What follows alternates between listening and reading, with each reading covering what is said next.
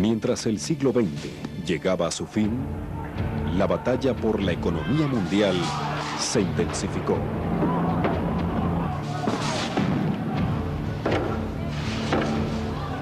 Muchos le temían a la globalización y cuestionaban sus beneficios. Otros la propiciaban. Billions of people today are better off than they would have been without those trends and developments, without globalization. And very few people have been harmed by them.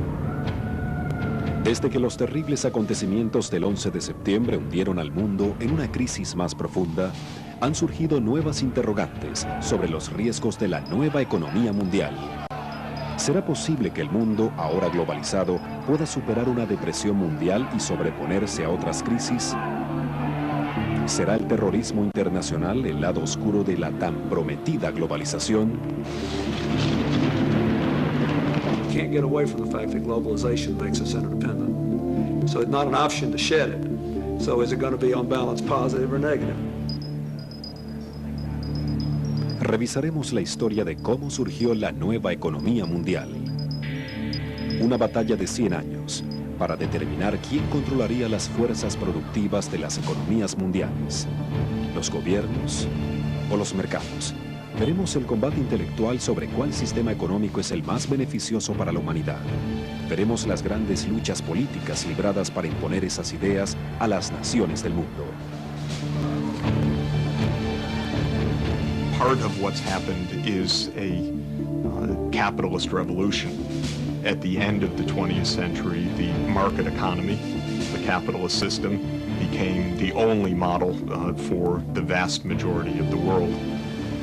Esta revolución económica ha definido la riqueza y la suerte de las naciones y determinará el futuro del planeta.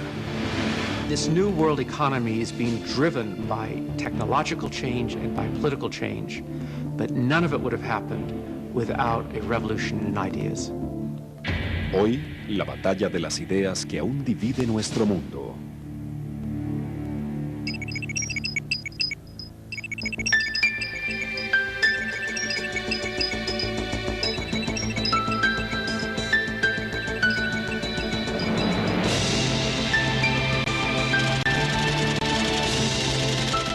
Batalla de ideas.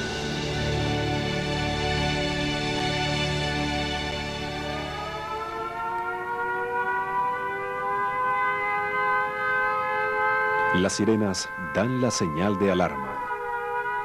Los bombarderos alemanes atacarán otra ciudad inglesa esta noche.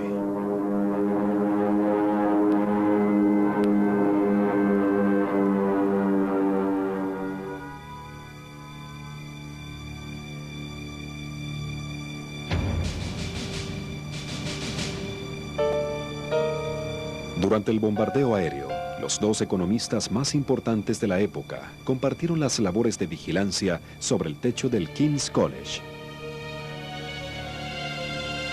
Un caballero inglés y un exiliado austriaco, amigos personales, pero rivales intelectuales. De cómo la batalla de sus ideas sigue delineando nuestra sociedad, trata nuestro programa de hoy.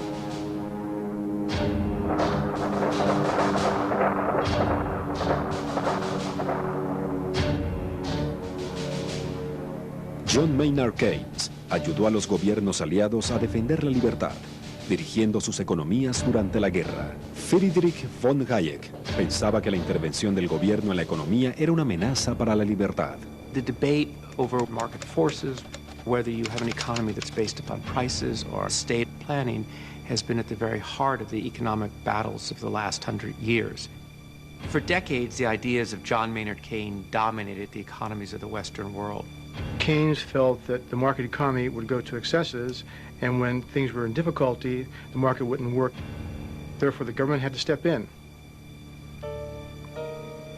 Hayek felt that the market would eventually take care of itself. It was only when Hayek was a very old man that his ideas began to prevail and the world began to change.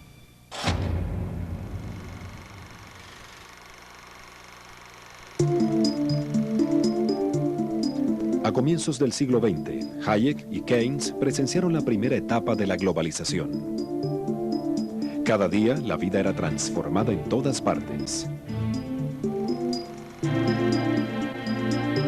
Las tecnologías del telégrafo y el teléfono revolucionaron las comunicaciones.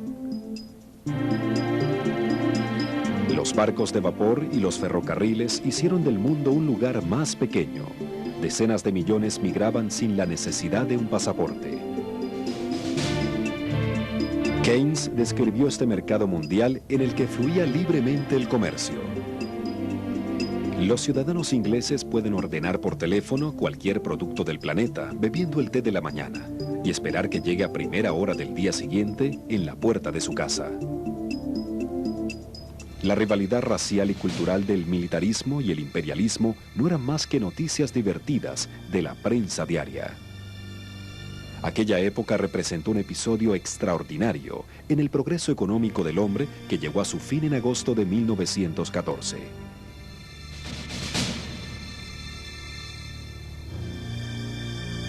Hayek lo resumió en pocas palabras. No nos dimos cuenta de cuán frágil era nuestra civilización. El asesinato de un archiduque austríaco por un terrorista desencadenó una guerra mundial. Pasaron casi 80 años para que volviera a surgir una economía mundial.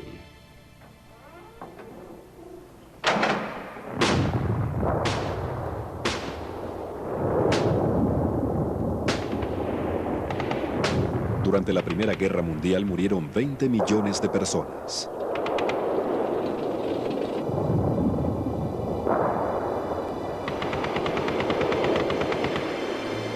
Un continente quedó en ruinas.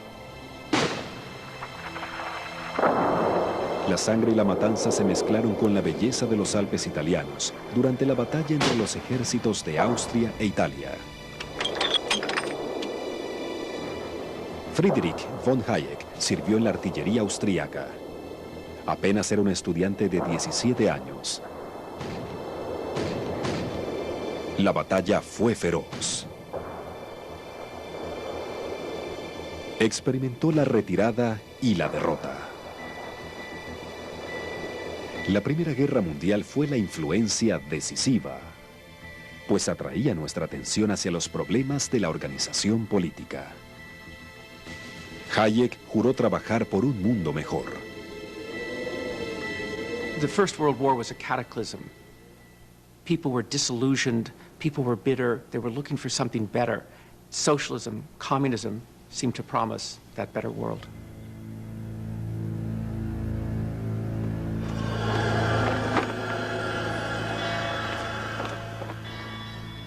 La Revolución Rusa se propuso conseguir ese mundo mejor, derrocando el viejo orden.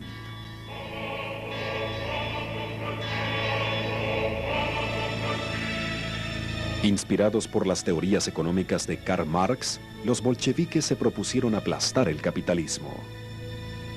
Lenin, el líder de la revolución, instó a los obreros del mundo para que se unieran contra la economía mundial. La revolución consideraba que los negocios, el comercio y la propiedad privada eran actos criminales. Lenin prometió que terminaría con la explotación económica del hombre por el hombre.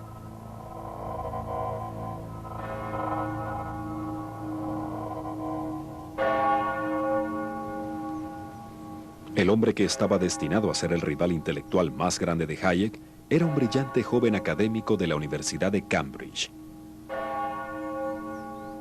Pero John Maynard Keynes era mucho más que eso. Era amigo de escritores y pintores.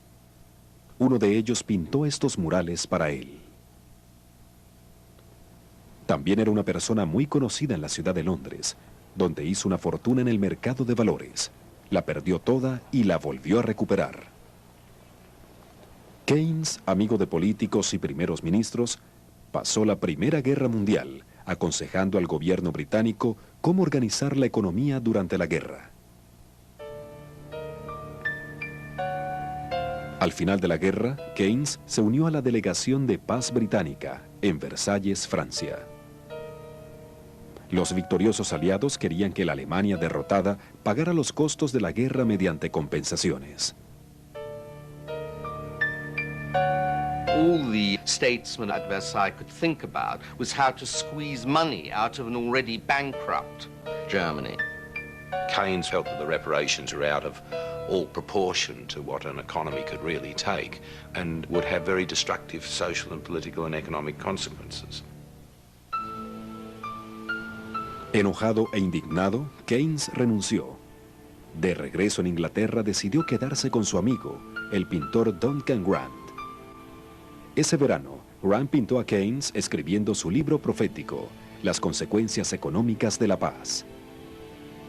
Si mantenemos la idea de que Alemania debe ser mantenida empobrecida y sus niños hambriados e inválidos, me atrevo a predecir que la venganza no cojeará. Nada puede detener esa guerra final, que destruirá la civilización y el progreso de nuestra generación.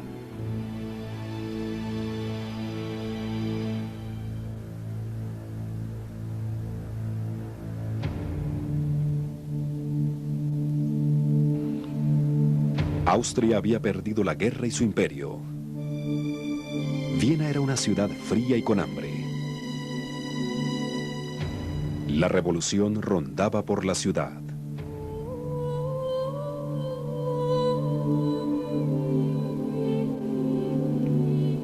Los socialistas y comunistas iban ganando la batalla en la conquista de corazones y mentes. Joven e idealista, Friedrich von Hayek se inscribió en la Universidad de Viena. Fue durante la guerra que me decidí por la escuela de economía, la cual de verdad me atrapó. El socialismo parecía prometer una sociedad más justa. Albert Slavinger fue alumno y discípulo de Hayek. He openly said that he, at one time, was a socialist of the mild sort, where concerns for the poor and concerns for fairness and equity would help to determine government policy. La mayor parte de la vida intelectual de Viena tenía lugar fuera de la universidad, en las cafeterías del Boulevard Ringstrasse.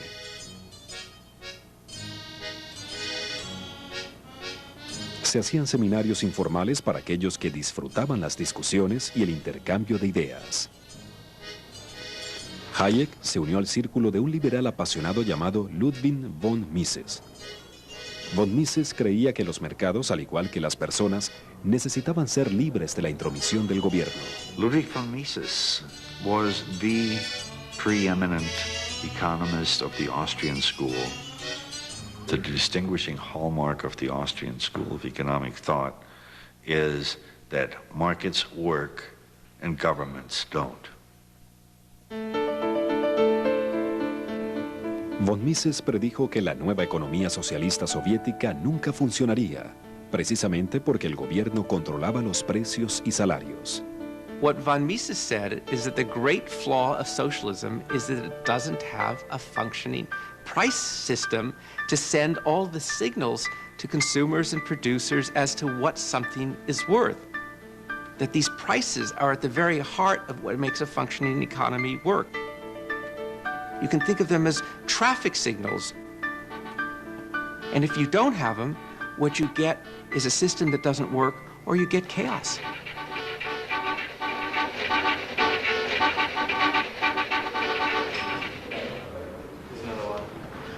Von Mises argued that free markets do it best. Why fool with anything else?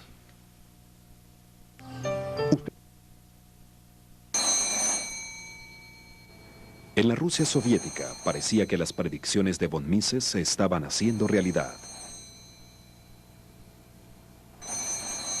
Lenin había abolido lo que consideraba como el caos del libre mercado. El Estado controló la economía. Se fijaron los precios y salarios. Pero el gran experimento marxista estaba en problemas. Lenin tenía en sus manos un desastre económico. La Rusia soviética era un país sombrío, atormentado por el frío, la hambruna y la muerte. Lenin knew that he needed a different kind of policy, and he instituted what became known as the New Economic Policy. Lenin says farmers can sell their own goods and own their own land. He says that small businesses can operate, and you start to get an economic revival. Well, his comrades on the left attacked him viciously for selling out the principles of Bolshevikism and Marxism.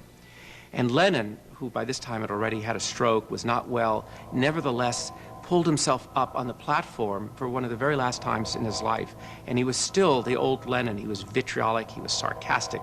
His critics, he said, were fools, were stupid, because the state, the government, the Bolsheviks would control the overall economy. Steel, railroads, coal, the heavy industries, what he called the commanding heights of the economy.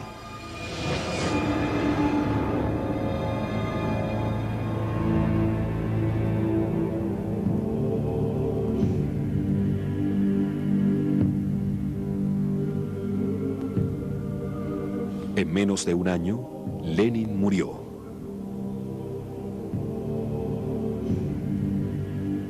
Los dolientes en el funeral creían que la historia estaba de su lado.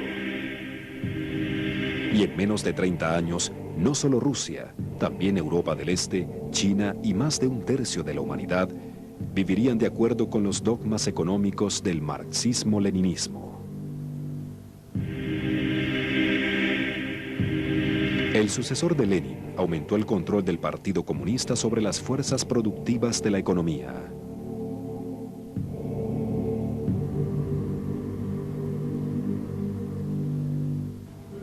Joseph Stalin introdujo la planificación central. Bajo sus órdenes, el Partido Comunista planificaba y manejaba cada aspecto de la economía. Aparentemente, el comunismo avanzaba continuamente, mientras que el capitalismo se veía disminuido.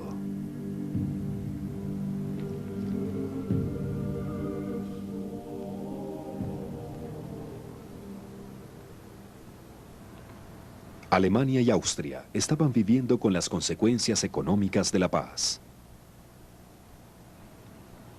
Obligados a pagar las insoportables compensaciones por la guerra, los gobiernos derrotados simplemente imprimieron más dinero.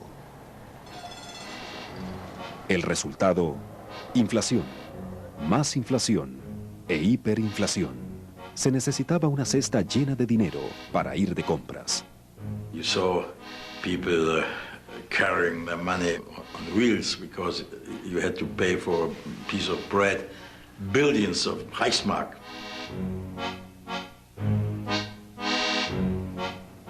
Hayek, quien trabajaba en el Instituto de Investigaciones Estadísticas, requirió 200 aumentos de sueldo en 8 meses.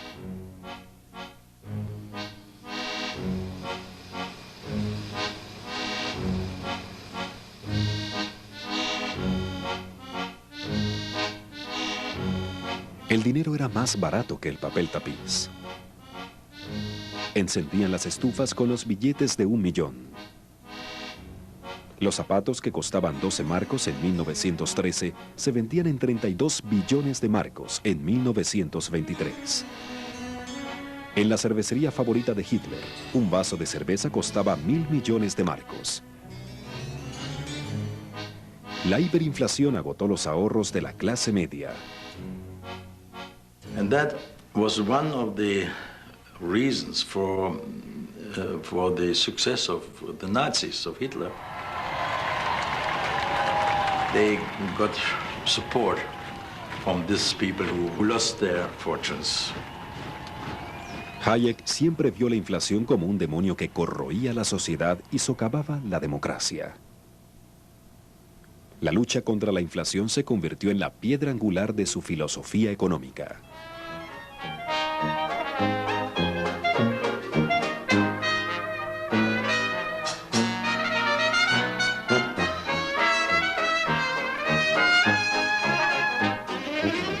During the 1920s, while Europe was continuing to suffer the wounds of the First World War, in American cities at least, it was a boom time. Americans were spending money, they were dancing, they were partying, they were buying cars. They were buying bathtub gin, and they were buying stock, lots of stock. The stock market, the New York Stock Exchange, had become a national pastime, and Americans couldn't get enough of it.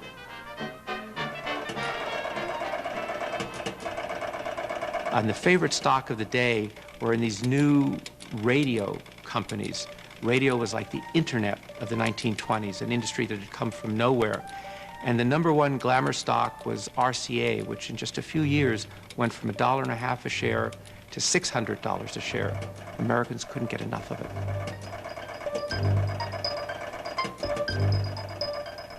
Era la clásica burbuja bursátil. Entonces, durante el Jueves Negro, el 24 de octubre de 1929, la burbuja reventó. Los precios se desplomaron. La espiral descendente resultó imparable.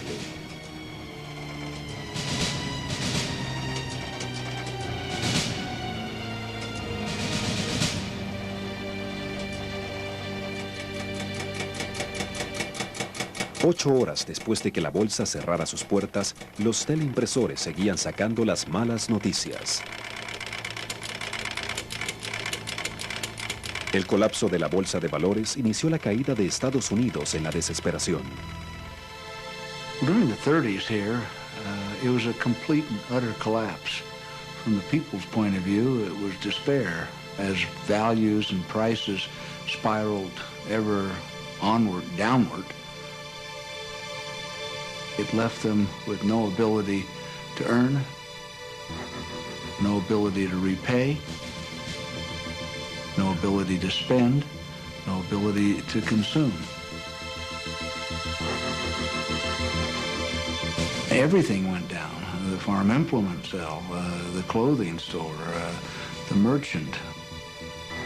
Everything spiraled downward, and of course with it went the banks. La gente sintió pánico y corrió a retirar sus ahorros ganados con tanto esfuerzo.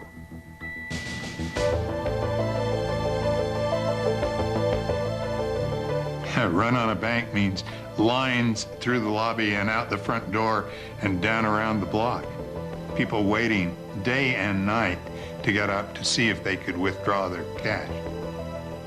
Los millones que no pudieron lo perdieron todo. If you look at the period of time from 29 on, about half the banks in the United States closed. El gobierno no pudo detener la espiral descendente. De hecho, empeoró las cosas. Private construction virtually ceases. Mills and factories shut down. Railroads come to a virtual standstill. Millions of Americans, men, women, and children, wait in the cold, on bread lines, in soup kitchens. 3 million Americans are ex-wage earners, unemployed. And the ranks of the unemployed are to soar to 15 million.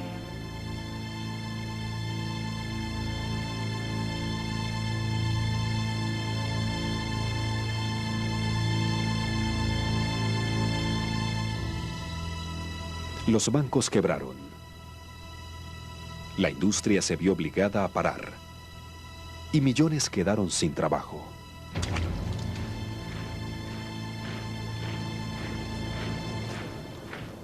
En Gran Bretaña, los obreros, muchos de ellos veteranos de guerra, marcharon a lo largo del país, exigiéndole al gobierno el simple derecho al trabajo. En Italia, España y Alemania marcharon a un ritmo diferente. Con la caída del capitalismo, la sombra del fascismo se hizo aún más evidente. John Maynard Keynes vio cómo se hacía realidad su pesadilla.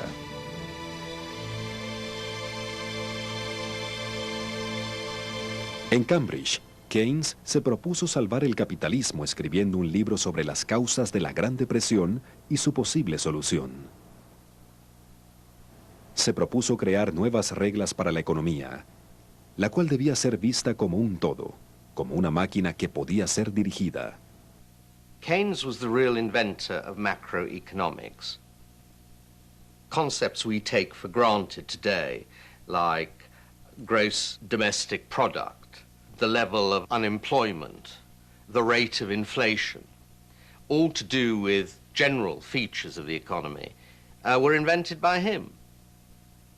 He was writing a book which he thought would revolutionize the way we thought about economic systems, but it would also give us the means to make sure that they operated better.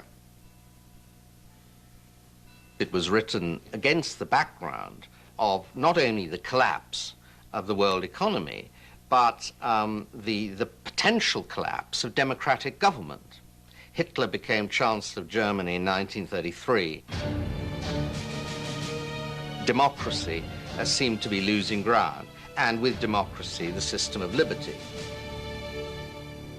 So Keynes had to produce an answer to the Great Depression, or democracy would be swamped by totalitarianism.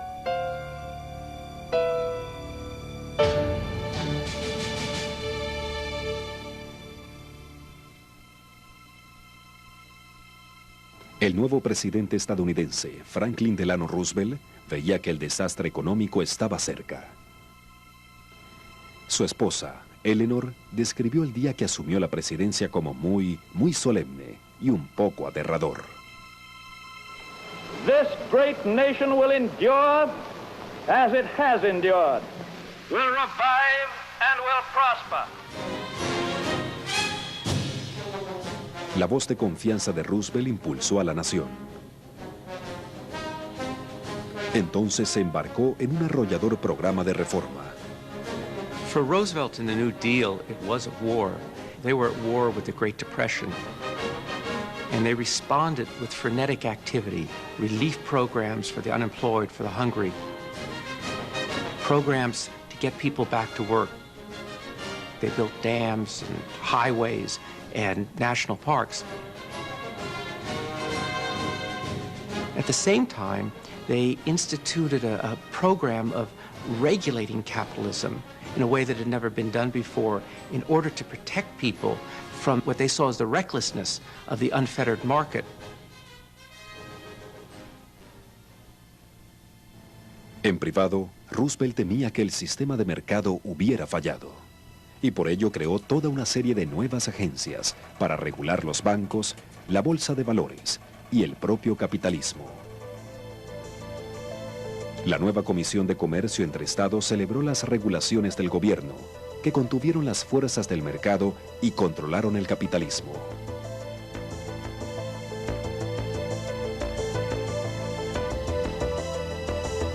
Bajo el nuevo trato, la industria se vio sometida a un sinfín de nuevas reglas y regulaciones. And the airline industry was a very good example of that. You'd have people who'd go into this business, be very competitive, they'd go bankrupt, new people would come in, they would go bankrupt. It was very unstable. So the New Deal stepped in and said, we're going to stabilize this industry. We're going to set the prices that you can charge for tickets. We're going to tell you what routes you can fly. And with that system, they eliminated these very vicious cycles of boom and bust in the aviation industry. And in a sense, that was what they were aiming to do throughout the American economy.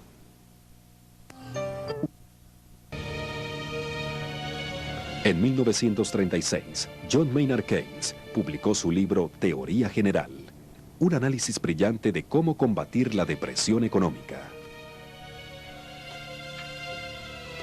Al mostrarle a los gobiernos que era posible controlar sus economías, Keynes se convirtió en el economista de mayor influencia de la época.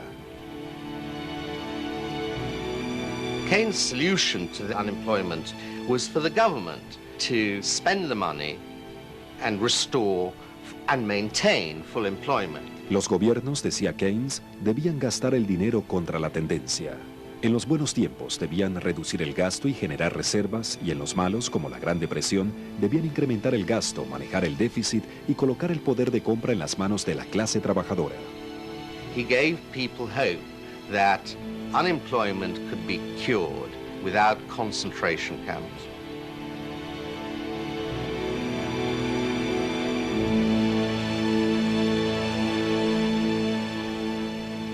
La Universidad de Harvard se convirtió en el punto de apoyo intelectual para Keynes en Estados Unidos. John Kenneth Galbraith fue uno de los seguidores de Keynes. I've said many times, I think had something, maybe quite a bit, to do with bringing Keynes across the Atlantic. I came back to find a whole group of people here who had also read the general theory, and this was a breath of hope and optimism. Las ideas de Keynes se filtraron paulatinamente desde Harvard hasta Washington y cambiaron por completo las políticas económicas convencionales del gobierno federal. You resisted conservative finance, borrowed money, and hired people across the country, rescuing them from unemployment. That was the basic essential. And that you didn't worry about accumulating debt, or more precisely, you worried about it but did it anyway.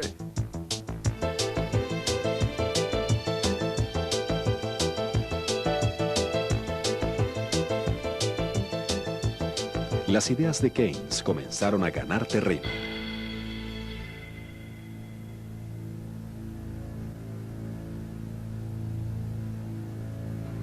Fue necesaria una guerra mundial para que las ideas keynesianas se convirtieran en política gubernamental. Cuando el gobierno estadounidense pidió dinero prestado y lo invirtió en el esfuerzo de guerra, el desempleo y la depresión económica desaparecieron. Men and women to make the uniforms, machinists to make the guns and ammunition, auto workers to produce the jeeps and trucks, to build the ships and tanks, civilian soldiers to turn out the fighters, the bombers. Encargado del control de precios y salarios durante la guerra, John Kenneth Galbraith vio cómo se recuperó la economía. One could not have had a better demonstration of the Keynesian ideas. And I think it's fair to say that as a young Keynesian in Washington, in touch with the other Keynesians there, we all saw that very clearly at the time. Según lo expresó en la radio, Keynes esperaba que en tiempos de paz funcionara aquello que sirvió en tiempos de guerra. If expenditure on armaments really does cure unemployment, the grand experiment has begun. Good may come out of evil. We may learn a trick or two which will come in useful when the day of peace comes.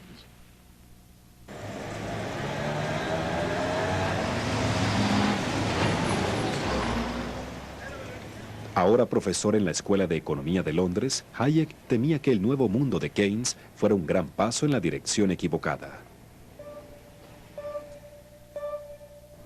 Atacó el creciente consenso, escribiendo El camino a la servidumbre. Sarcásticamente dedicado a los socialistas de todos los partidos, fue un éxito popular. Incluso se sacó una versión en historietas. El mensaje del libro era simple y directo. Demasiada planificación del gobierno se traduce en demasiado poder del gobierno. Y demasiado poder del gobierno sobre la economía destruye la libertad y convierte a los hombres en esclavos. Para Hayek, la planificación central era el primer paso hacia un estado totalitario. Well, Hayek thought that since freedom was an absolute, you must let a competitive system just work itself out. And if at times that meant there was considerable unemployment, well, that's what you had to put up with. Hayek always rejected macroeconomics. He rejected any government intervention during the Great Depression itself. Whereas Keynes was an activist, said in the long run we're all dead. And in the long run, if we allow things to go on without remedy, we get lots of Hitlers, lots of wars, and lots of Stalins. Now, who was right? Mucha gente habría estado de acuerdo con Keynes cuando le escribió esto a Hayek. No queremos que no haya nada de planificación ni menos planificación. Estamos convencidos de que queremos más. En la batalla de ideas, Hayek estaba en el lado de los perdedores. I had a fairly good reputation as an economic theorist in 1944 when I published The Road to Serfdom. And it was treated, even by the academic community, very largely as a malicious effort by a reactionary to destroy high ideals.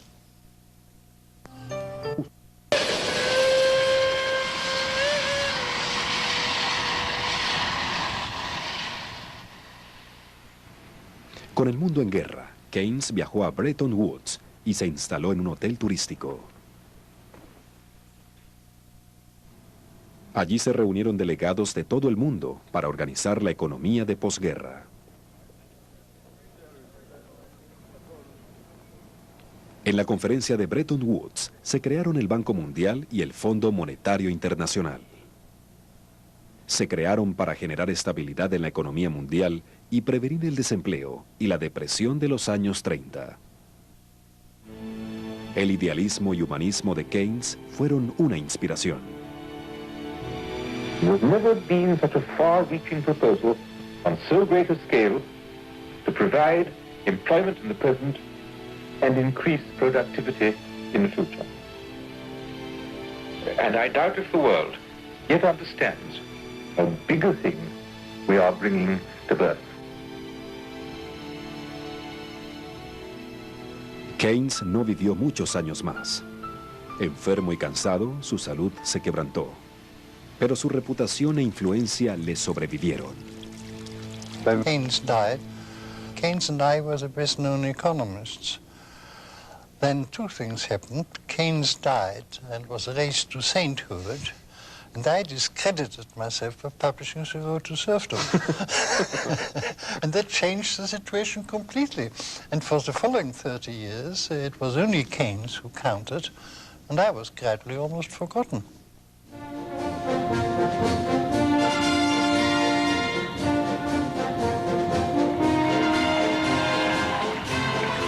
La guerra había terminado y las tropas regresaban a casa.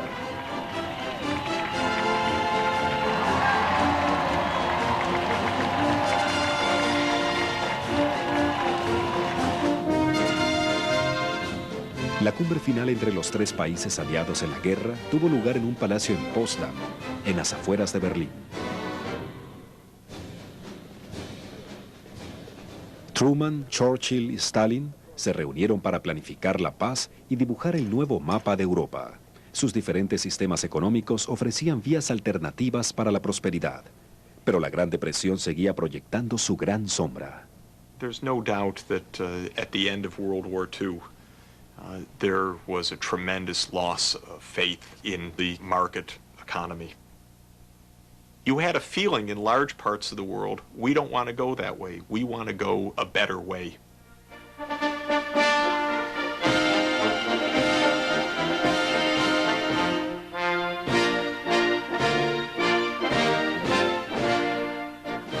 En Gran Bretaña, las tropas regresaban para votar en la gran elección nacional. Well, I came back in a troop ship in the summer of 1945. I was a pilot in the Royal Air Force, and I was picked as a 19-year-old to be the Labour candidate. All these soldiers all said, never again, we're never going back to unemployment, Great Depression, to fascism, to rearmament. We want to build a new society.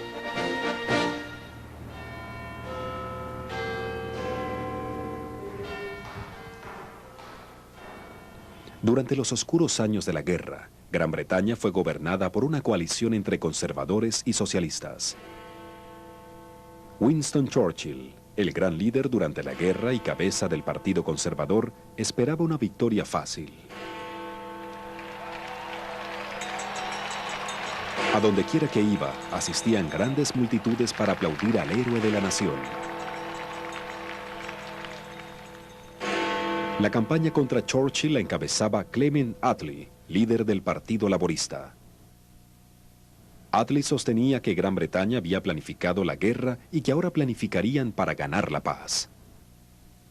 We knew that our people would never have stood the bombardments and loss of life and the hardship if they hadn't been confident that their government was operating a policy of fair shares. We set out to ensure this system of fair shares and of planning and controls continued after the war. Churchill, quien estaba influenciado por el libro de Hayek, El camino a la servidumbre, se oponía a la planificación y los controles. No socialist system can be established without a political police, some form of Gestapo. He got carried away with this Gestapo. And this, of course, it was carrying things to absurdity. Gestapo in Britain.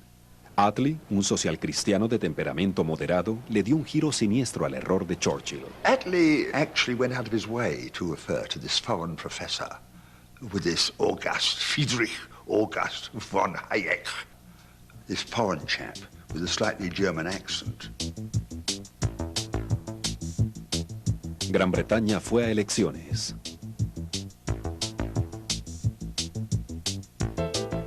Y el resultado fue increíble. Here is the state of parties up to 3 o'clock in detail. Conservatives, 180. Labour, 364. Churchill perdió. El pueblo había votado por un nuevo líder socialista. The Labour Party swept apart simply because the vast majority of people, particularly those men and women in the fighting forces, who lived through the dreadful depression years of the 30s, just said, Churchill's done a fine job as war leader, but we don't trust him to win the peace. What kind of society do you want? Attlee le prometió a su partido que juntos construirían una nueva Jerusalén. Let's go forward into this fight in the spirit of William Blake. I will not cease from mental fight, nor shall the sword sleep in my hand, till we have built Jerusalem in England's green and pleasant land.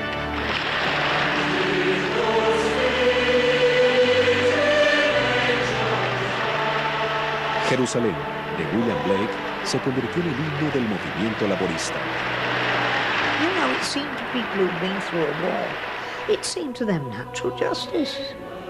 Why not pool your resources? And so we broke into the concept of the sacredness of private property. Cuando el Partido Laborista asumió el poder, los empresarios fueron obligados a vender sus negocios.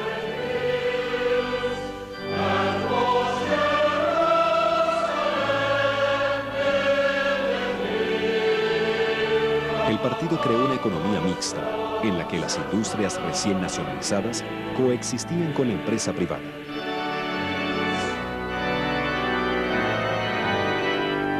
Ahora las industrias del gobierno, como el carbón, el ferrocarril y el acero, ya no enriquecían a propietarios y accionistas, sino que trabajaban para el bien común.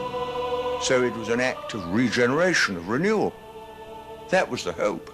And it was a hope that gave us the welfare state, gave us the National Health Service, gave us full employment, gave us trade union rights, really rebuilt the country from the bottom up.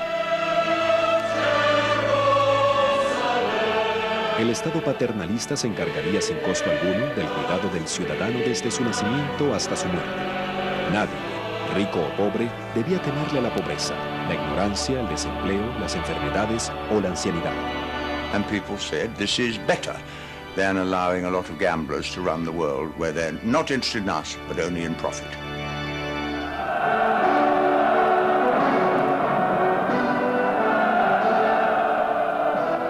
Al terminar la guerra, Rusia era militar e industrialmente un gigante. Con el ejército rojo y la policía secreta, Stalin impuso su sistema económico en la mitad de Europa. The planned economy of Lenin and Stalin had defeated fascism. Scientific socialism seemed to be in the ascendancy. El socialismo estaba en marcha. El capitalismo y el libre mercado estaban en retirada. So about 1/3 of the world adopted socialism, sometimes through internal revolution, sometimes through brutal imposition by the Red Army. El mundo estaba dividido. Había comenzado la Guerra Fría. Hayek adoraba las montañas.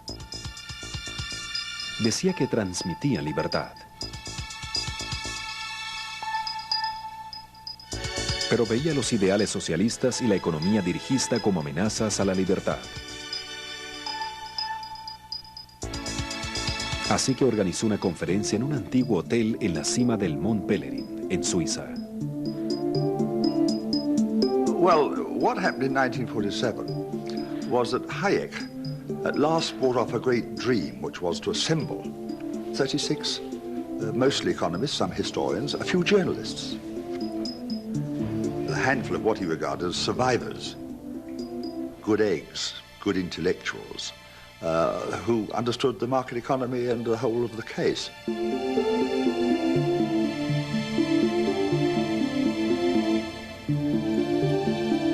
This was Hayek's belief, and the belief of other people who joined him there, that freedom was in serious danger. Uno de los delegados era un joven economista de Chicago, Milton Friedman. And the point of the meeting was very clear. Hayek and others felt that the world was turning toward planning, and that somehow we had to develop an intellectual current that would offset that movement. Se reunieron abajo, en el bar del hotel.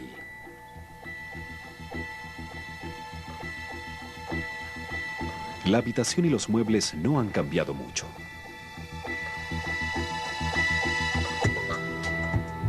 The whole world shadowed by the Iron Curtain, the Russian threat, by the failure to establish democracies in the Eastern European countries, and by the prevalence everywhere, intellectually, of these ideas of collectivism arising from the war. The argument always was that democracy is impossible without a free economy. You need a free economy.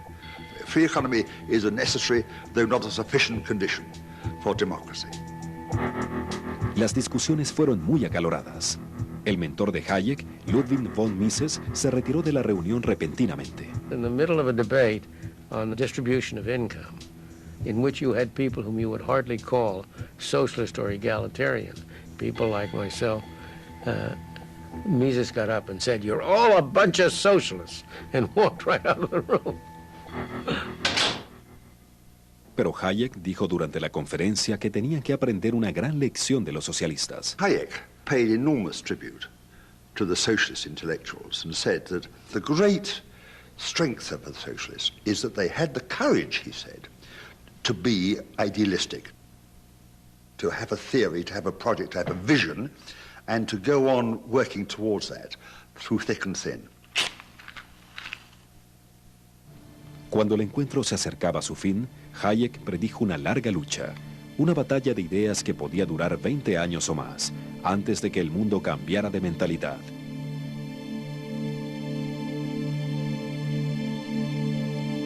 Mientras tanto, Hayek solo podía ver un destello de luz.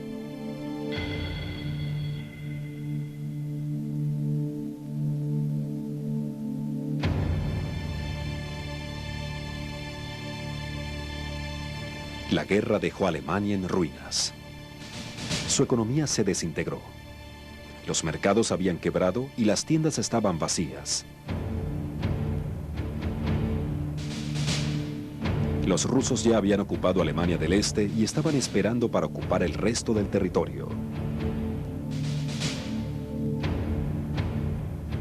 En las zonas ocupadas por Estados Unidos y Gran Bretaña, la hiperinflación había devaluado la moneda alemana. A finales de 1948, los aliados apuntaron como director de asuntos económicos a un corpulento economista y fumador de habano llamado Ludwig Erhard. Erhard, un acérrimo antinazi, era un economista liberal que compartía muchas de las creencias de Hayek. También creía que las reglas económicas de los aliados estaban empeorando una mala situación. the occupying authorities had imposed a system under which there were extensive wage and price controls, supposedly to control inflation. But of course, wage and price controls never control inflation. And you had essentially an economy that was brought to a halt. In dieser Situation bildeten sich schwarze Märkte und auf dem schwarzen Markt war die Währung die amerikanische Zigarette. And nobody smoked cigarettes. They were for small transactions. Cognac was a medium of circulation for large transactions.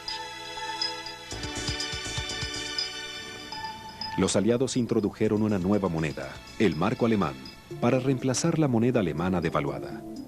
Pero para Erhard, esto no era suficiente. Sin informarle a los aliados, se dirigió a una emisora de radio e hizo un anuncio asombroso.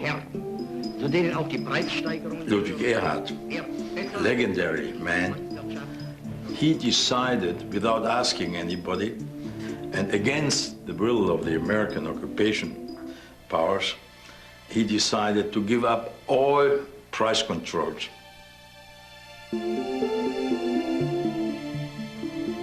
Al día siguiente, el general Lucius Clay, el hombre encargado de la Alemania ocupada, exigió saber qué pretendía Erhard. Was haben Sie gemacht? Sie haben die Preisvorschriften der Alliierten geändert. Und Erhard antwortete dann, oh, Herr General, ich habe sie nicht geändert, ich habe sie abgeschafft. Und Clay sagte dann, meine Berater sagen mir, dass das ein großer Fehler gewesen sei. Dann sagte Erhard zu Clay, Herr General, meine Berater sagten mir das Gleiche.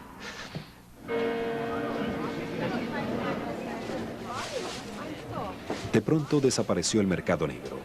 Se detuvo el acaparamiento y salieron a la venta productos que no se habían visto en 10 años. It started the markets working with free prices. Instead of nothing being in the windows of the shops, everything started to come up. And that began the German economic miracle. La economía social de mercado de Alemania combinó el libre mercado con un fuerte estado paternalista.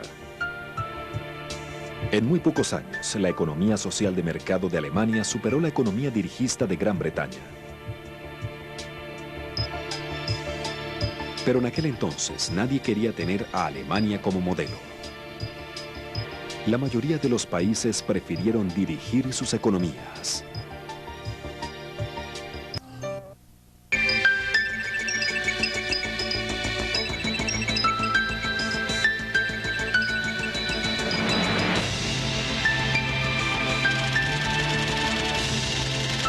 La balanza del poder.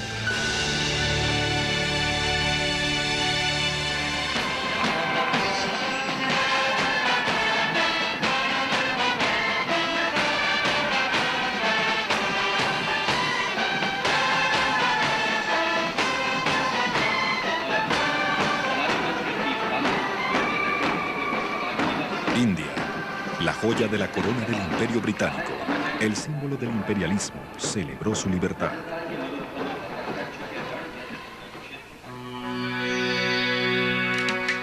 Mahatma Gandhi es el padre de la independencia.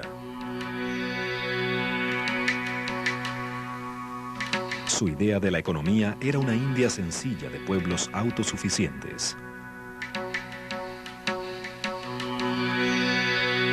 Pandit Nehru, primero en ser elegido primer ministro de la India, quería industrializar y combinar la democracia parlamentaria de Gran Bretaña con el sistema de planificación central de la Unión Soviética. In the 1950s, India was the mecca of all economists. You talk of any economist in the world, and they were advising the Indian government. And the advice was, you must have a state-led model of industrial growth. The public sector must occupy what came to be called the commanding heights of the economy. And that's why steel, coal, machine tools, capital goods, all the areas of heavy industry were in the public sector and not in the private sector.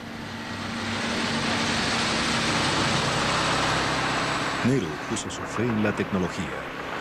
Nehru was a rational thinker, and he wanted to apply science and technologies to solve the great mass poverty that prevailed at the time of independence. Guiados por Nehru, la planificación central se convirtió en una especie de ciencia. Nehru was always recruiting intellectuals in India on his side in the cause of planning. And there was this genius statistician, Mahalanobis, who was head of the Indian Statistical Institute. Nehru le pidió a Mahalanobis que pensara cómo planificar una economía.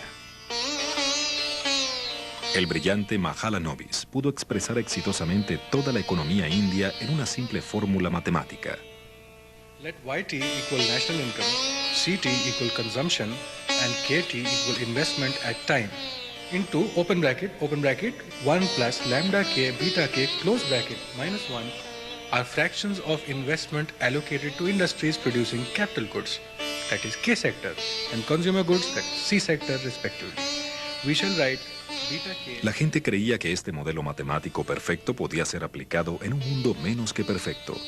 And at that time, Mahalanobis' model was hailed as one of the pioneering mathematical models for planning in a mixed economy. And that made Mahalanobis very influential. La India se convirtió en el modelo de desarrollo económico para las nuevas naciones independientes. Para los países en vías de desarrollo, el socialismo, la planificación, el control estatal, la regulación y la propiedad privada se convirtieron en el evangelio. En toda África la gente miró al socialismo como la vía para salir de la pobreza. En América del Sur, los gobiernos escogieron el control estatal como la vía hacia la modernización. El éxito aparente de países comunistas como la Unión Soviética y China parecía mostrar el camino.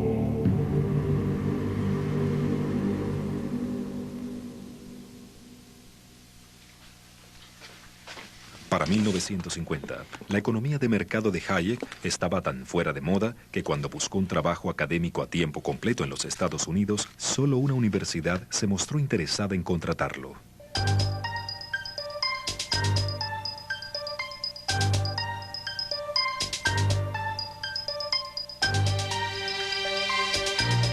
Chicago has always been an exceptional place, out of the mainstream. Chicago is geographically isolated. This affects Chicago's intellectual influence in many more areas than economics.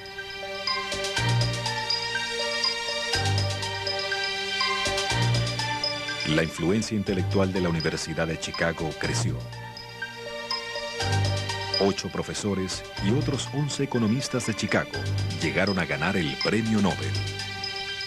Nobody was very polite, and people were interested in ideas and argument, and not in making sure you didn't ruffle anybody's feathers. Los almuerzos en el Club Cuadrilátero fueron famosos por las intensas discusiones de los intelectuales. Y un hombre, en particular, dominó esos debates. Milton Friedman se convirtió en el portavoz más influyente de la llamada Escuela de Chicago de Economía. The Chicago School meant was a strong belief in minimal government and an emphasis on free market as a way to control the economy. You know, in many ways, Milton Friedman was a devil figure in my youth in a Keynesian household of economists because he seemed, with his emphasis on individualism, freedom, and markets, to be so unconcerned with fairness. Es posible que los liberales hayan aborrecido la escuela de Chicago, pero Hayek se sintió como en casa en una atmósfera intelectual muy parecida a la Viena de su juventud. Our vision is that the forces of the market are just that. They are forces. They are like the wind and the tides. If you want to try to ignore them, You ignore them at your peril. If you find a way of ordering your life, which harnesses these forces to the benefit of your society, that's the way to go. Pero en Washington, Keynes seguía siendo el economista más exitoso. 19 años después de su muerte, su rostro estaba en la cubierta de la revista Time. Keynes's influence on economics at mid-century can't be exaggerated. The economic advice that economists gave to policymakers said the only reason you have bad economic outcomes is because the government's not doing enough. It sounds almost like central planning, doesn't it? Los keynesianos de Washington veían la economía no como una fuerza de la naturaleza, sino como una máquina sofisticada que debía ser puesta a punto por tecnócratas como ellos.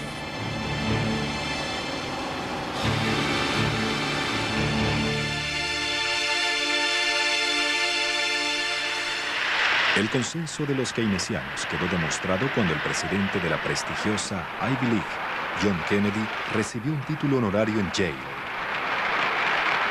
It might be said now that I have the best of both worlds, a Harvard education and a Yale degree. Para JFK, Keynes había ganado la discusión. La batalla de ideas había terminado. What is at stake in our economic decisions today is not some grand warfare of rival ideologies which will sweep the country with passion, but the practical management of a modern economy. What we need is not labels and cliches, but more basic discussion of the sophisticated and technical questions involved in keeping a great economic machinery moving ahead. La Comisión de Asesores Económicos de Kennedy había elaborado su discurso siguiendo los lineamientos keynesianos. We thought it was a great day when Kennedy decided to give that speech at Yale and to talk about economic policy. That speech suggested that we had won over Kennedy. We had won the heart and mind of the president.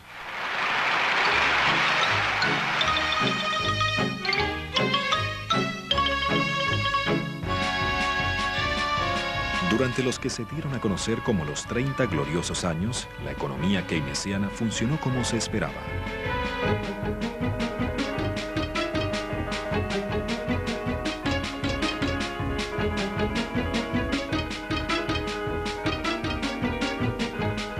Europa, Japón y Estados Unidos tuvieron un gran crecimiento económico y una mejor calidad de vida.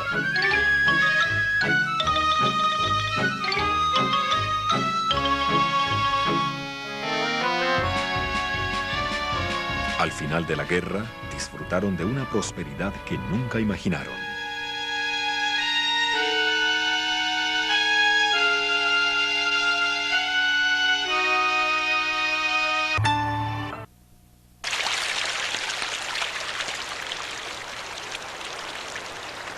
Cuando Hayek se mudó nuevamente a su Austria natal, estaba deprimido. El éxito de la economía mixta hizo que su teoría de libre mercado y su propia fama se tornaran más insignificantes que nunca. The world was very much a socialist world. His ideas were not fashionable. Nobody seemed to listen to him. Nobody seemed to agree with him. He was alone. Hayek se encontró con que sus ideas fueron rechazadas por el mundo académico. Well, most of the departments became dislike me, so much so that I can feel it to the present day. That economists very largely tend to treat me as an outsider. Estaba viviendo en un pueblo de la provincia y atrapado en la rutina. Pero el mundo exterior estaba comenzando a cambiar. Hojeando el diario en su restaurante de costumbre, Hayek leyó cómo la inflación y el desempleo estaban aumentando al mismo tiempo. Había una nueva palabra para describir esto: estanflación.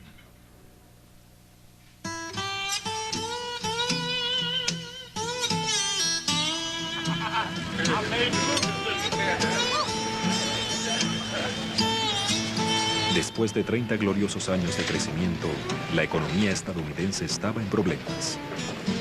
The economy basically was kind of going nowhere and had inflation, which didn't seem to get cured, and kind of a malaise in the economy. Stagflation was the end of naive Keynesianism. You had two things at the same time, which under the Keynesian view would have been impossible. You had stagnation in the economy, a high level of unemployment. You had inflation with prices rising rapidly. Para el presidente Nixon, era como el sueño de un economista de Chicago hecho realidad. Milton Friedman era un asesor especial y George Shultz estaba a cargo del presupuesto. One of the big areas where prices were going up at wholesale very rapidly was lumber and other materials associated with home building. Pero el presidente no estaba escuchando. Estaba pensando cómo salir del aprieto. Para agravar la situación, declaró: ahora soy keynesiano.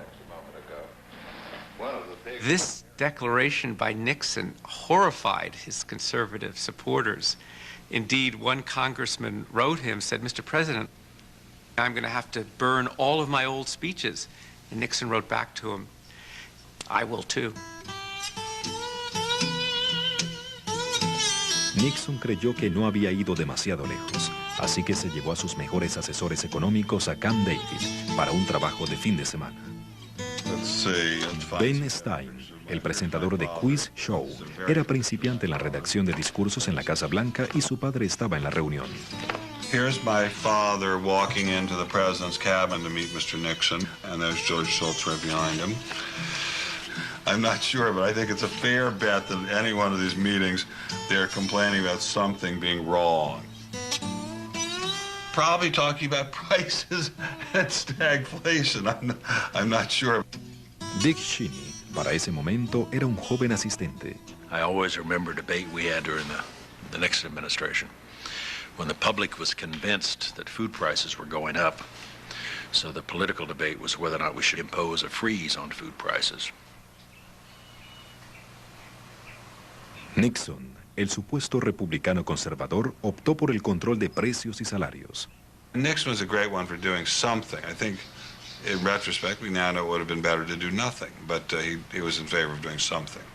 I was there, and I opposed them. Wage and price controls, you could see analytically, would get you in a lot of trouble. Time has come for a new economic policy for the United States. Its targets are unemployment, inflation. At one point, President Nixon spoke up and quoted Nikita Khrushchev. And he said, Khrushchev once told me that sometimes in order to be a statesman, you have to be a politician for a while. The problem with him was that he was willing to sacrifice principle too easily for political advantage.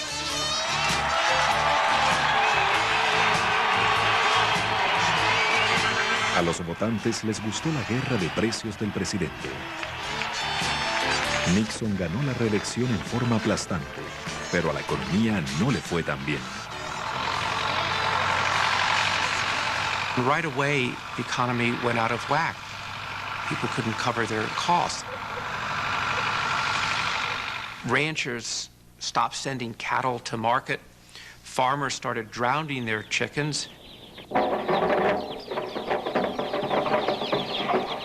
Instead of controlling inflation, they were creating shortages.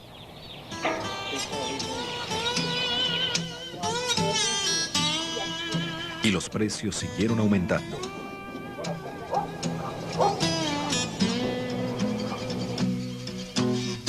The last time I saw Nixon in the Oval Office was George Shultz. President Nixon said to me, "Don't blame George for this silly business of wage and price control, meaning George Shultz. And I said to him, "Oh no, Mr. President, I don't blame George. I blame you."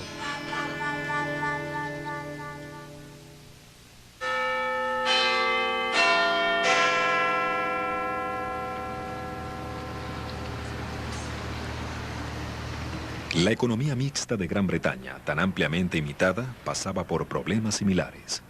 También estaba enfrentando la combinación mortal del desempleo y la inflación. En teoría, el primer ministro conservador Ted Heath y su gabinete creían en los mercados. En la práctica, como Nixon, hicieron un drástico giro y usaron los controles de precios y salarios para combatir la estanflación.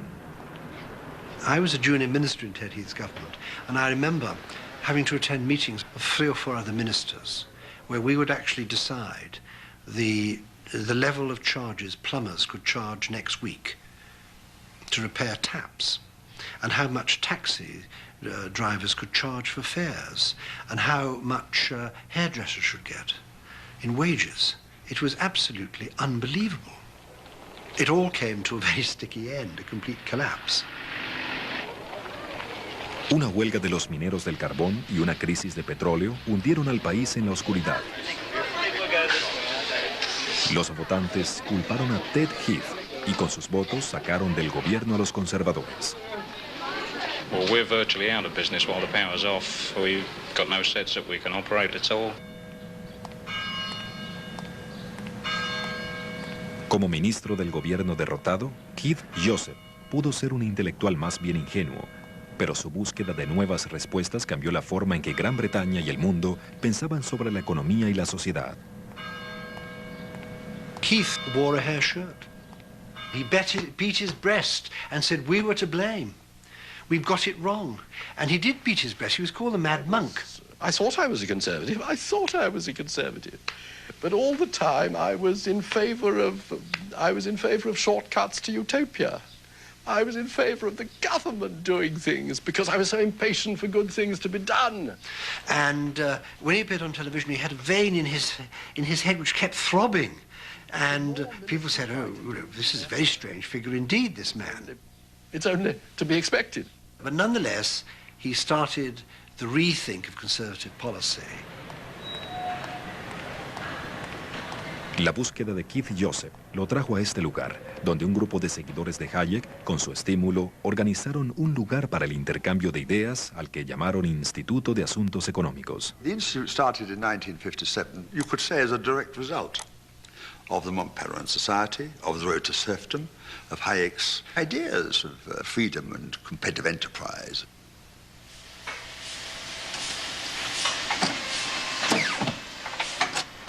Con el celo de un convertido, Joseph comenzó a predicar las virtudes del libre mercado. Con una serie de folletos, emprendió la ofensiva intelectual, atacando la economía mixta y defendiendo al capitalismo.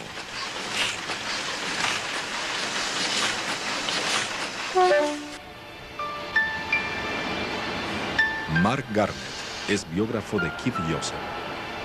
From the middle of 1974, Joseph undertakes a crusade to convert the country to his way of thinking.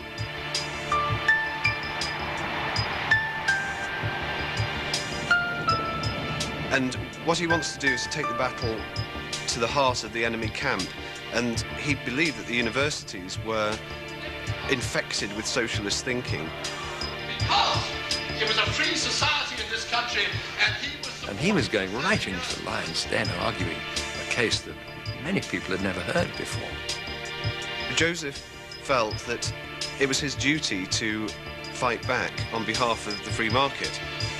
Para reactivar la economía, Joseph predicaba que la Gran Bretaña necesitaba correr más riesgos, lo que significaba más bancarrotas, más millonarios y menos igualdad. Well, the audience would sort of gasp. They'd never heard anybody challenging the consensus. Mild inflation seemed a painless way of maintaining full employment, encouraging growth, and expanding the social services. So the result is that we're now more socialist in many ways than any other developed country outside the communist bloc. He used to be smuggled in the back door. he was genuinely hurt that the students had reacted to this penetrating argument by chucking flower bombs at him. It was almost a badge of honor that he would come away from these meetings with egg yolk running down his suit. La seguidora más prominente de Keith Joseph fue una prometedora política conservadora llamada Margaret Thatcher. Los amigos más cercanos de la señora Thatcher concuerdan en que la influencia de Keith Joseph sobre ella fue decisiva. She relied on him to give her deep intellectual support. There's nothing wrong with intuition. Intuition is reason in a hurry. And Keith just supported and reinforced her intuition at the very moment she needed that support. Margaret Thatcher tenía un instinto visceral para la economía de mercado. Mientras estuvo en Oxford, leyó Camino a la servidumbre de Hayek, el cual dejó una huella profunda en ella. Años después, cuando se convirtió en la primera mujer líder del Partido Conservador, lanzó el libro de Hayek sobre la mesa y anunció: "Nosotros creemos en esto". Thatcher's office came on and said, could she come and drop in to see him?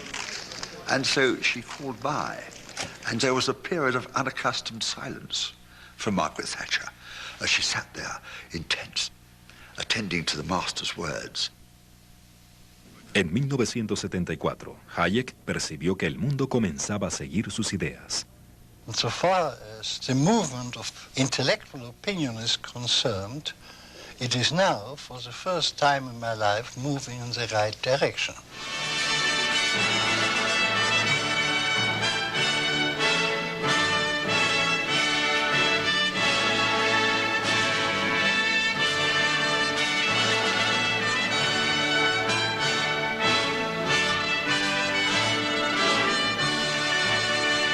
En la batalla de ideas, 1974 fue un año decisivo. El premio Nobel de Hayek fue una sorpresa, pero el balance ahora se alejaba de Keynes y se acercaba más a Hayek. I'd like to say that when I was a young man, only the very old men still believed in a free market system. When I was in my middle ages, almost I myself and nobody else believed in it. And now I have the pleasure of having lived long enough to see that the young people believe again in it. Now that is a very important change.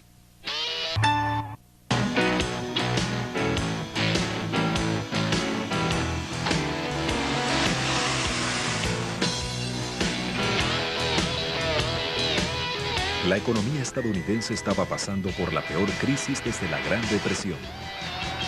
La industria disminuyó el ritmo. Aumentó el desempleo. La guerra del Yom Kippur en el Canal de Suez fue seguida por un embargo petrolero árabe. Los estadounidenses hacían cola en las gasolineras y los precios siguieron aumentando.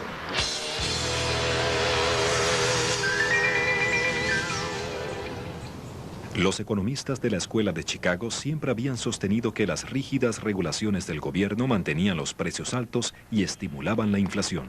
Entonces más personas comenzaron a preguntarse si la competencia era capaz de romper el monopolio inflacionario. What is the effect of regulating the airlines? What is the effect of regulating the trucking industry? And what is the effect of regulating the railroad industry? Very often, it raises prices. Instead of allowing competition, it suppresses competition. Number 4 is... In 1962 of Juliet, monitor tower 126, point enter. Unit 43 heavy, runway 32 left at Mike. Eastern left, join Bravo, to Mike 2 and Mike 2 has moved now. En la industria de las líneas aéreas, el sinfín de regulaciones promulgadas durante la Gran Depresión seguía vigente. Era un ejemplo clásico de capitalismo regulado. Pero la desregulación estaba en el aire.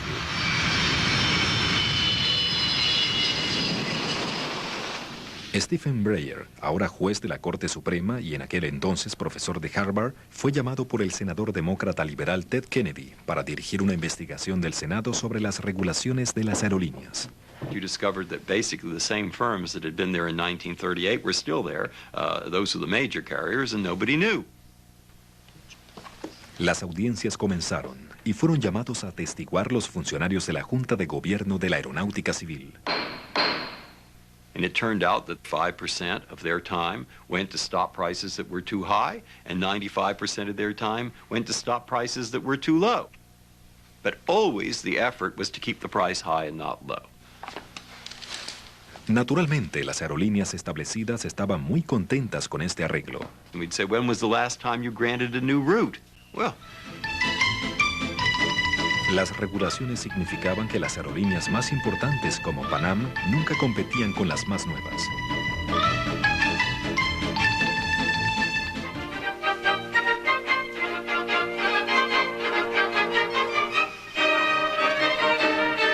El hombre que eliminó las regulaciones de las aerolíneas ha admirado toda su vida a Hilbert y Sullivan. Lo más sorprendente es que el poeta barbudo es interpretado por Fred Kahn, profesor de la Universidad de Cornell.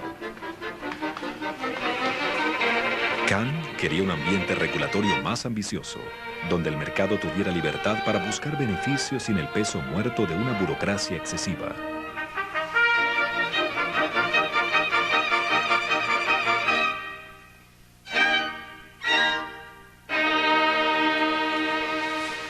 El presidente demócrata Jimmy Carter nombró a Kahn como director de la Junta de Aeronáutica Civil. Kahn había estudiado durante años las regulaciones del gobierno. Ahora tenía una oportunidad de hacer algo al respecto.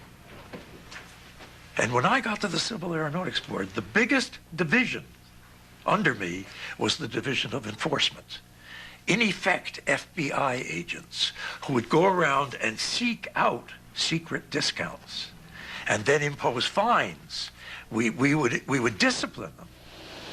It was illegal to compete in price. That means it was illegal to compete in the discounts you offer travel agents. So we regulated travel agents' discounts. Internationally, since they couldn't cut rates, they competed by having more and more sumptuous meals. We actually regulated the size of sandwiches. Cuando Kahn terminó su labor, la Junta no dejó nada por hacer, excepto cerrar definitivamente.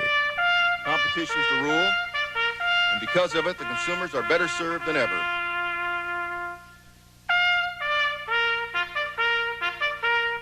La desregulación de las aerolíneas trajo una angustiosa turbulencia mientras las nuevas aerolíneas iban y venían. Como su padre, Judith Hammond, trabaja en la industria de las líneas aéreas. My dad was a jet mechanic with Braniff. At the age of 59, he found that his skills were no longer desirable or needed. And when Braniff came back, because of the duty to hire, he came back at half the salary that he had made before. When you give your life and you live by the rules and then the rules change, it's sad. Pero 20 años después, la industria empleaba el doble de las personas para volar con casi el triple de pasajeros. The industry vastly underestimated the demand for airfare at lower prices. And what's happened is that as the prices went down, demand went up dramatically.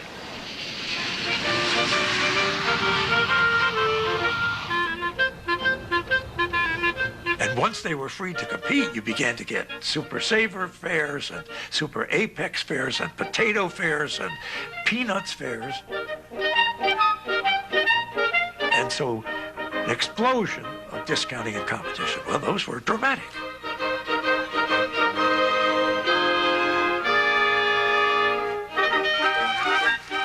El escenario estaba listo para la desregulación de la economía estadounidense. Y ahora estas ideas estaban por hacer su entrada en el país natal de Hilbert y Sullivan.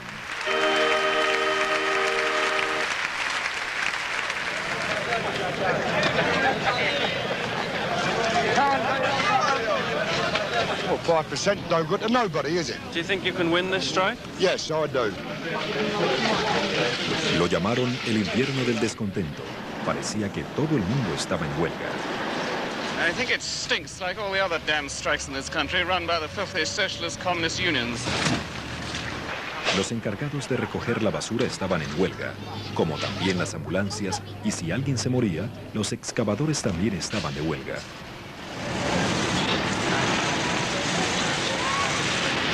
Con la economía en un deterioro aparentemente terminal, el pueblo votó por un nuevo gobierno conservador dirigido por Margaret Thatcher.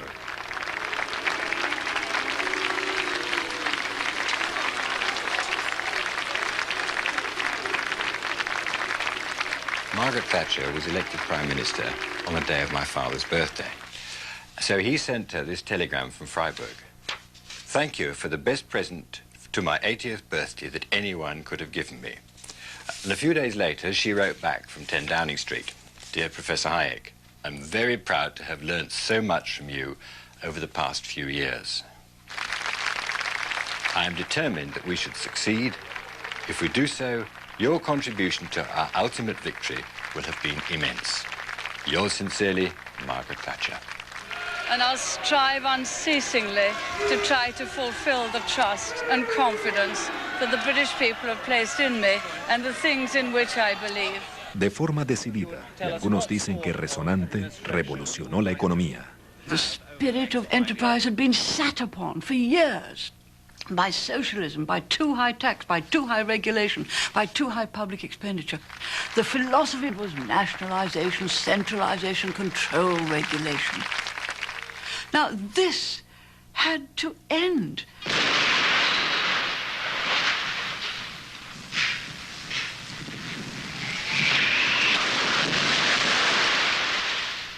La señora Thatcher recortó los gastos del gobierno y cortó los subsidios a las empresas. De inmediato se produjeron miles de quiebras y mayor desempleo. Muchos la describieron como indiferente. Gran Bretaña raras veces había estado tan dividida. ¡Maggie, Maggie, Maggie! ¡Maggie Thatcher!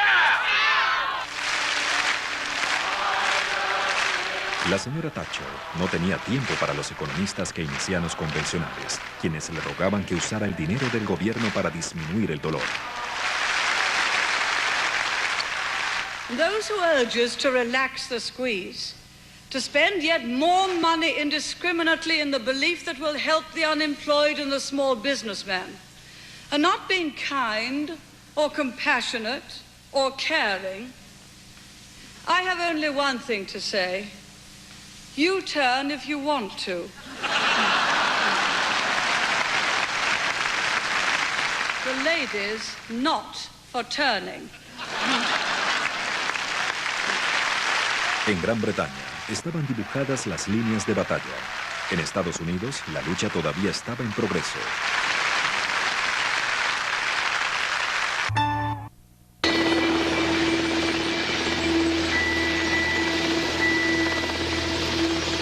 Las cosas no estaban muy bien en Estados Unidos. El presidente Carter habló de malestar y pérdida de la confianza en el país. La revolución islámica de Irán produjo un segundo conflicto petrolero y se tomaron rehenes estadounidenses en Teherán. A pesar de iniciar las desregulaciones, la inflación todavía se encontraba en niveles muy altos. Los intentos de Carter por seguir la fórmula de Keynes y salirse del apuro no eran eficaces. Jimmy Carter was maybe the high point of Keynesian behavior, and it simply was not working. El rival electoral de Carter era el republicano Ronald Reagan. Reagan compartía la misma filosofía económica de Margaret Thatcher. Durante más de 20 años había hecho campaña contra la filosofía keynesiana y a favor de las ideas de Hayek y Friedman sobre el libre mercado y la libertad. Vote for me if you believe in yourself. If you believe in your right to control your own destiny and plan your own life. Yes, and have to say with the spending of your own money. The president is going to have more government on the backs of the people and of business and of industry and the working people in order to try to solve the problems that were created by too much government on our backs. We can get government off our backs, out of our pockets. This kind of indifference to economic disaster must be ended, and it'll be ended by having a different kind of leadership. Los estadounidenses votaron por el cambio y Reagan fue elegido presidente. Situation was this. The only way you could get the inflation down was by having monetary contraction. There was no way you could do that without having a temporary recession. Obviously, who wants a recession? But I can remember President Reagan using those famous words. If not now, when? If not us, who? El desempleo llegó al 10%. Nadie se había dado cuenta de cuán duro sería.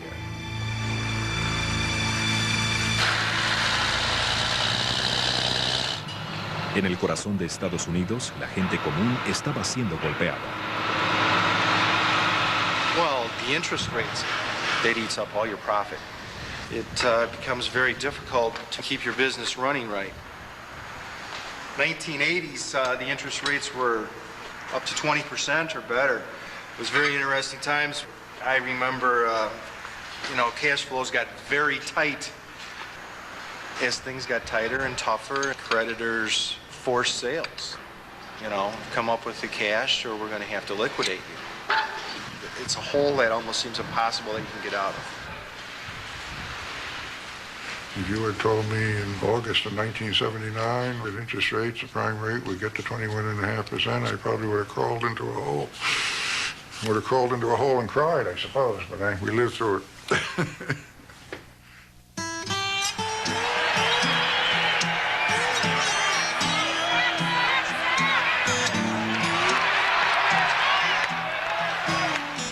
Les tomó 3 años. 3 años de creciente cólera colectiva. 3 años de verdadera privación para millones de estadounidenses. Pero para 1982, el dragón de la inflación había sido derrotado.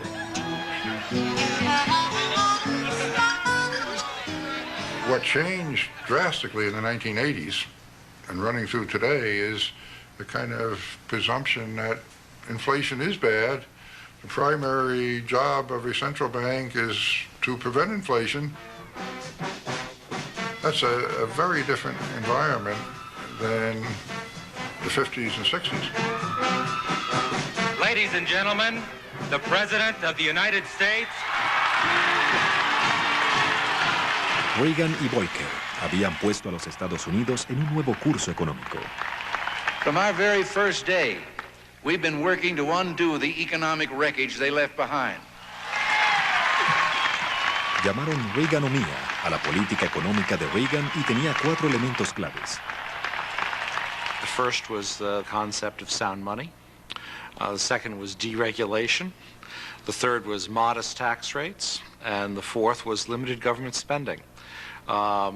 Sounds pretty conventional now, but when Reagan was elected, he was vilified by his opponents as being some radical extremist.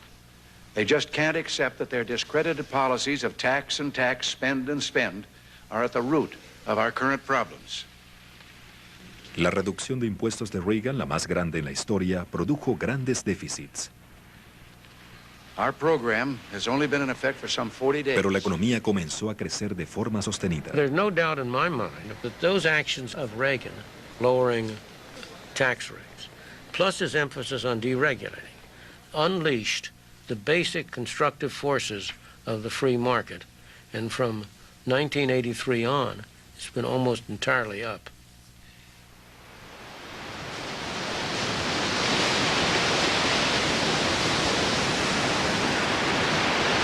Lejos, en el Atlántico Sur, navegaba una fuerza expedicionaria inglesa. Argentina se había apoderado de las Islas Malvinas de Gran Bretaña. Margaret Thatcher tomó el riesgo de una guerra para recuperar nuevamente las Islas Británicas. 6-8 now, 16 now, set!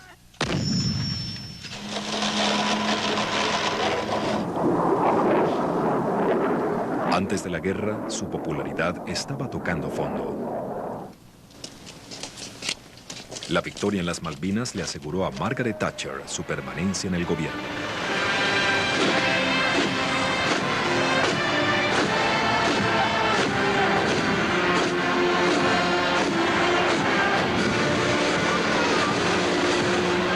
The Falklands saved her. The Falklands gave her a new lease of life to implement the policies on which she had embarked, which were not yet producing results. In effect, she gambled all on the Falklands, and she won decisively. And that, of course, not only greatly bolstered her standing within the Tory party, boasted her standing in the country, and it greatly enhanced her reputation internationally. La Guerra de las Malvinas la preparó políticamente para luchar la batalla final por el alma de la economía británica. El impacto fue internacional.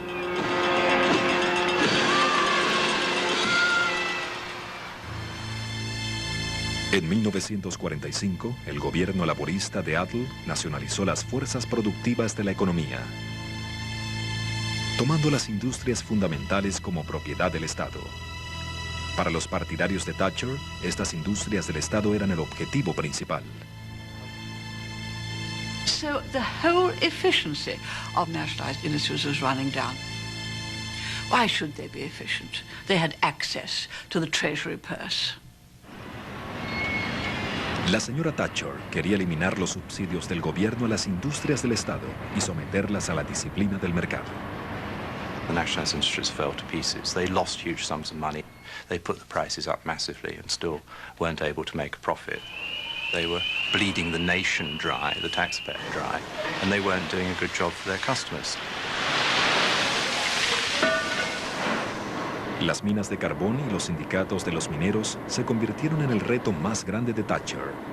The coal miners represented the last bastion of the socialist mindset in the UK. One of the most singularly important economic/political events for the world economic system was Margaret Thatcher's government's confrontation with the coal miners.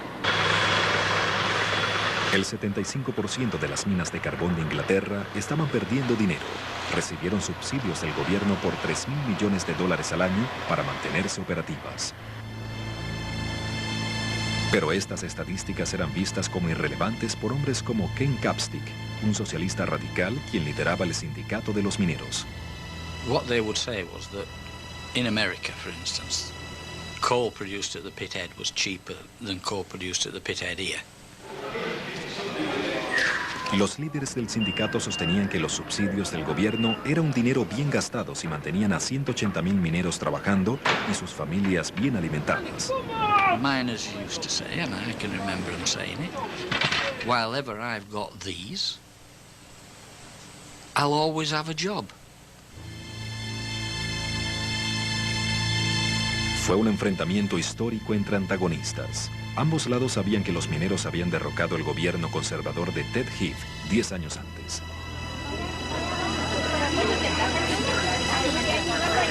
El luchador marxista que lideró el Sindicato Nacional de Mineros dijo que ninguna mina cerraría hasta que se agotara el carbón. To declare official, in accordance with Rule 41, the strike action. The issue before our members is very clear. They either accept the policies of the coal board and the government, which will result in the loss of 70,000 jobs, or alternatively they stand on their feet like men, they fight, defend their jobs, defend their pits and defend their dignity.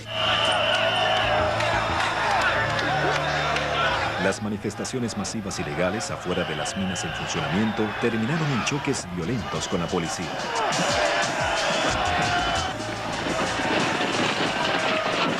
Miners and their families had a set of values that I don't think Margaret Thatcher could understand.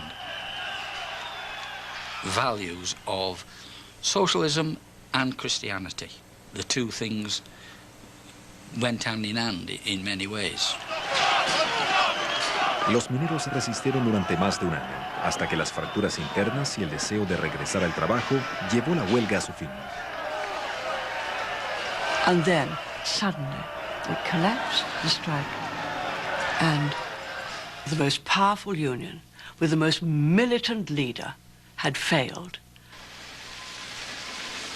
Quizás el mayor impacto político fue el del Partido Laborista, que todo el tiempo se había opuesto a las políticas del libre mercado de la señora Thatcher. I came into politics as someone who lived in an area which was an old mining community.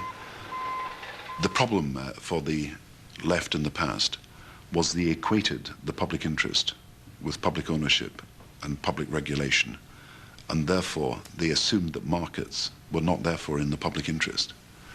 What we have had to explain both to ourselves and to the country, and now I believe it's possible to explain this to the rest of the world as well, is that markets are in the public interest.